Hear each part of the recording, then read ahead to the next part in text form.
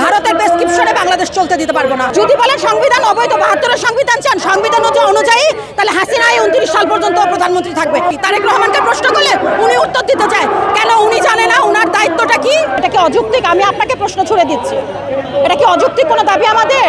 এই জুলাই না হলে তারেক রহমান আসতে পারতো, বেগম জিয়ার মরা মুখটাও তো দেখতে পারতো না। এই সন্তানরা রাজপথে নেমে রক্ত দিয়ে, জীবন দিয়ে, জানমালের কথা চিন্তা করে, দেশের কথা চিন্তা করে একদম নিঃস্বার্থভাবে জীবন দিল, জুলাই বাস্তবায়ন করলো। আজকে আপনারা এসব বলতেছেন অবৈধ।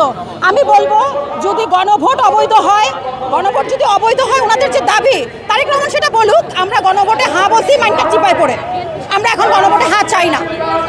যদি একদিনেই এক মারপেটে দুইটা সন্তান হয়েছে জমজ, একটা বৈধ একটা অবৈধ, আপনি কিভাবে বলেন? আমাদের এটার ব্যাখ্যা দিবেন আশা করি তারেক রহমান সাহেব।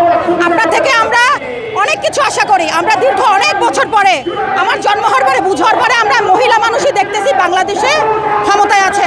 আমরা একজন পুরুষ শাসক বলবো না, আমরা সেবক চেয়েছিলাম। আপনার এই নিরপেক্ষতা আমাদের ব্যথিত করে, আমরা কষ্ট পাই। আমরা চাই জুলাই সনদ বাস্তবায়ন হোক।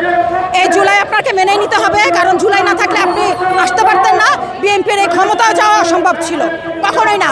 যদি বলেন সংবিধান অবৈধ, ৭২ সংবিধান চান, সংবিধান অনুযায়ী তাহলে হাসিনা 29 সাল পর্যন্ত প্রধানমন্ত্রী থাকবে। সেটা যদি মেনে নেন, সংসদে বলেন আমরা হাসিনাকে চাই, তাহলে আপনি তো প্রধানমন্ত্রী না।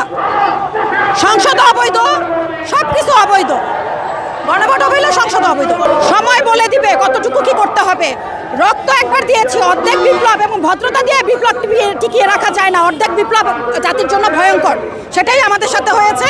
আমরা পূর্ণ বিপ্লব ঘটিয়ে এবার বাংলাদেশকে ভারত মুক্ত করব। আমরা কোনো শিলনের, কোনো ভারতের প্রেসক্রিপশনে বাংলাদেশ চলতে দিতে পারবো না। প্রয়োজনে মানুষ মব বলে না, কিসের মব? মব তো শিলন সাহেব নিজেই একটা আস্ত মব, উনি নিজেই একটা মব। উনি 5 তারিখের পরে এসে যা করতেছে মনে হইতেছে উনি অঘোষিত প্রধানমন্ত্রী। তারেক রহমানকে প্রশ্ন করলে উনি উত্তর দিতে চায়, কেন উনি জানে না উনার দায়িত্বটা কি?